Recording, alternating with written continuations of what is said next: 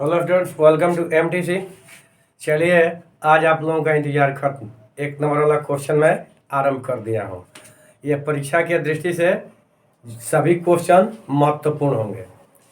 यानी एक नंबर के क्वेश्चन मैं जितना बनाने जा रहा हूँ, परीक्षा की दृष्टि से सारा क्वेश्चन महत्वपूर्ण होंगे। आप लोगों को ध्यान से देखना होगा। मैं यहाँ पर डिटेल्स बहुत कम करूँगा, इसलिए जो भी क्वेश्चन जहाँ से रिलेटेड होगा उसके डिटेल्स के लिए आप लोगों को लॉन्ग वीडियो देखना पड़ेगा। आप लोग उसको देख लेंगे आवश्यकता के अनुसार। चलिए, तो बिना समय नष्ट किए मैं आप लोगों को क्वेश्चन बनाने जा रहा हूँ। पहला क्वेश्चन देखिए क्या कह रहा है। कह रहा है कि यदि ए और बी अभाज्य संख्या है तो ए और बी का लसा ज्ञात करना है। ध्यान दीजिए कि ये अभाज्य संख्या है, तो अभाज्य संख्या का लसा क्या होता है? संख्याओं का गुणनफल होता है। अभाज्य संख्याओं का लसा संख्याओं का गुणनफल होता है। देखिए, तो संख्याओं का गुणनफल आपका यहाँ है। आंसर आपका करेक्ट आंसर आ गया। यदि समीकरण अपना के कोई हल न हो, अब आपको कह रहा है कि यहाँ पर जुगपत समीकरण दिया गया है 3x - y = 5 तथा 6x - 2y = k। कह रहा है कि कोई हल न हो। तो जब कोई हल नहीं होगा तो देखिएगा कि आलेख ऐसे होगा, तभी इसका कोई हल नहीं होगा। तो जब इस तरह से आलेख होगा कि कोई हल नहीं है, तो इसका मतलब क्या होगा कि a1/a2 आपका इक्वल टू होगा a1/a2। तो a1 के स्थान पर कितना है? 3/6 इक्वल टू b1/b2। b1 के स्थान पर कितना है? -1 है। b2 के स्थान पर -2 है। b1/b2 इक्वल टू होता है c1/c2। तो 5 बाटा हो गया कि। अब ध्यान दीजिएगा कि यदि ये बराबर हमने लिख दिया और आप भी कभी बराबर लिख दिए तो ये दोनों एक दूसरे पर हो जाएगा, यानी समपाती हो जाएगा। इसका मतलब कि आपका बराबर नहीं होगा।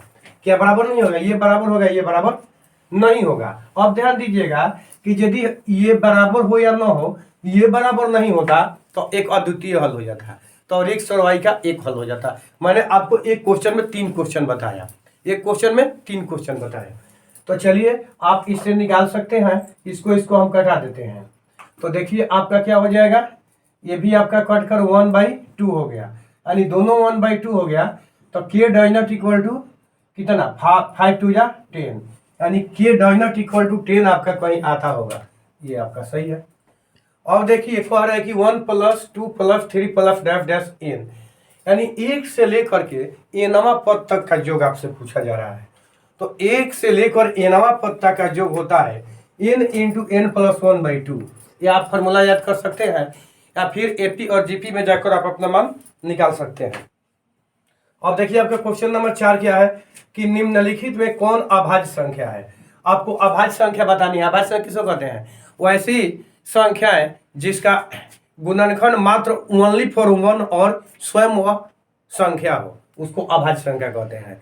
और जिन संख्याओं का गुणनखंड 2 से अधिक, यानी 1 और ओनली फॉर संख्या, उसके अतिरिक्त कोई भी आपका नंबर हो, कोई भी संख्या हो, यदि उसके गुणनखंड में आता है तो वह अभाज्य संख्या होगा।